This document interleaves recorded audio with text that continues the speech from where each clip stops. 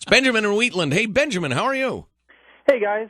I was listening and you guys were expressing concern over what this the riots going on in Egypt might lead to, whether it might be some Islamic kind of, worse situation. Yeah. But I've seen video, and I emailed it to you, where one of the protesters was shouting about, it doesn't matter whether you're a Christian or you're a Muslim or you're an atheist, we want freedom. We want our rights. And I think this has more to do with the oppressive tactics that have come out, in WikiLeaks and Anonymous has been releasing about what the police have been doing there. Oh, yeah, they have terrible police brutality, but and even assuming, though, that protester speaks for the mob, which we don't know, anytime there's a power vacuum, whoever's, as KT McFarland was saying, best organized and most brutal is probably going to assume control. Right. He could represent 70% of the country. That doesn't mean that's what they're going to turn out to be. The Soviet Union is a country of 160 million people run by 15 million people for 80 years. Yeah. You know what I'm saying? I hope you're right. And I agree, but at least there's a glimmer of hope. That's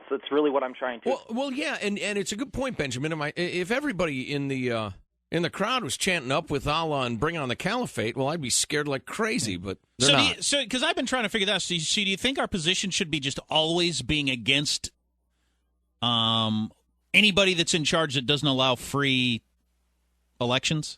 Just always be against them? Yes, I personally do.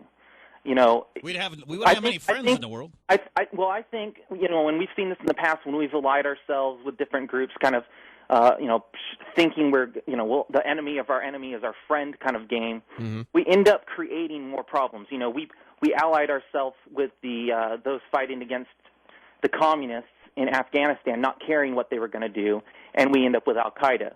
We played around with the Shah of Iran because he was our friend, and what we ended up with was something worse because it made everybody pissed off. And we stayed away and minded our own business in Germany and ended up with Hitler. I mean, there are plenty of examples of both ways. I mean, saying, we've got to always take the high ground, and if unrest is going to happen, let it happen, is well and good, but there are horrifying examples of that turning out badly, too. But, that's fine. You may be right, Benjamin. Thanks.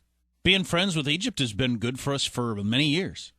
Right. I mean, unless there's a nuclear holocaust tomorrow, then, you might change your opinion, but you don't know. You don't know. It's very easy to say, we must oppose strong-arm governments at all turns, at all times, but I don't know. It's not that easy. Although it's getting easier to do. Back in the day, when we were overthrowing various people and that sort of thing, yeah, there was like a handful of democracies in the entire world. So you had to have friends who were dictators. I mean, you just had to, unless you wanted to be against the whole world. Right. But now there are so many democracies out there; it's a lot easier to go that direction. Plus, the technology has changed the world. Now, information is the dictator's enemy. And Thank now you, it's Mark just... Zuckerberg. You wanted to help college kids get laid, but you've started a worldwide revolution. Right, and whoever came up with the Twitter, information is the enemy of oppressive regimes, and now practically everybody has information in their hands. Sometimes the government tries to cut it off, but evidently it doesn't work real well. And so maybe now is the time we say, all right, look, dictators, you've been good to us, we've been good to you. You remember that? Remember when we went to Fiji and got hammered? Oh, that was great. But anyway, now that your populace can really get a sniff of what's going on in the free world anytime they want and organize anytime they want, I think the time for reform is now. Can you imagine trying to pull off a revolution 50 years ago? When maybe some of you had phones, but you'd have had to pass notes or something. And sneak around from basement to basement, organizing cells. How many people are you going to get to come out of their home, passing notes among your neighbors? Not very many, but with Twitter and Facebook, they reach millions of people in an instant. Come out of your house now! All right! And they'll run out of their house. All you have to do is change your status from dating to revolutionary. and all of a sudden you got a crowd in the street.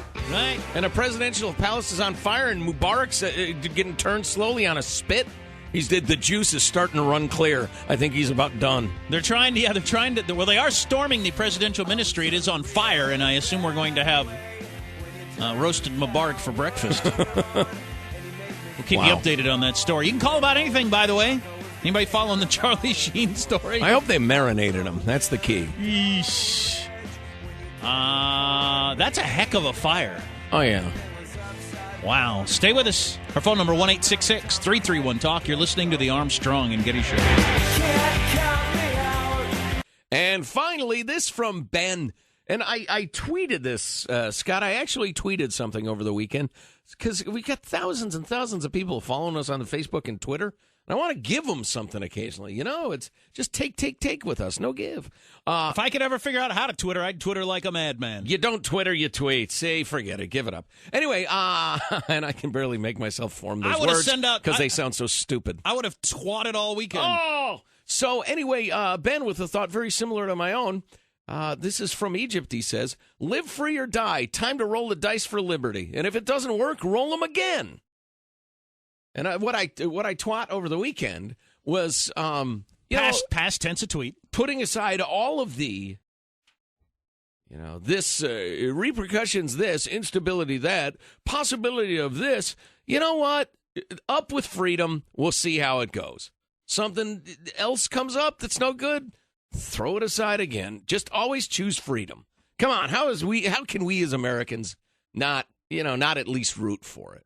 I'm not saying we necessarily have to finance it or cause it or anything like that, but it's a good theory. We'll see how that plays out. It's a good theory. Well, it's inevitable anyway. See, that's the deal. Oppression can only last so long. Then finally, the people are going to have enough. Start climbing on tanks and smashing up mummies. We'll ask Robin Wright about that when she's coming up at 6:47. She's written a lot of books about the Middle East. We've had her on many times, and we'll ask her about this. I don't know. Egypt's been pretty good to us for the past 30 years. Haven't been so good to the Egyptians, but been awful good to us. Yeah, well, nothing lasts forever. I bribe the next guy with however many $1 billion you need to give him. It's development aid. Oh, exactly. Marshall's News is next. You're listening to the Armstrong and Getty Show.